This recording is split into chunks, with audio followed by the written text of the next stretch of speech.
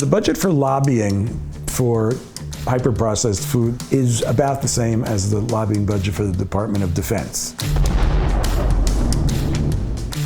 The marketing budget, I mean, you and I can sit here talking all we want, and how many people are going to see us? Some hundreds of thousands, but not compared to like what Coca-Cola is going to do during the Super Bowl, you know, where billions of people are going to see it over and over and over.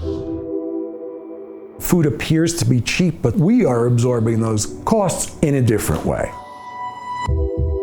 It's not that there are no overweight vegans, and Coca-Cola and French fries are vegan, but if you start concentrating on eating largely unprocessed foods, more vegetables, legumes, nuts, and so on, it's a healthier diet. So I thought, well, why don't I just eat like a vegan fanatic until 6 o'clock every day, and then do whatever the hell I want to do for dinner. And I did that, and it worked. And you know, the wonderful coincidence is that what's good for you is good for the planet.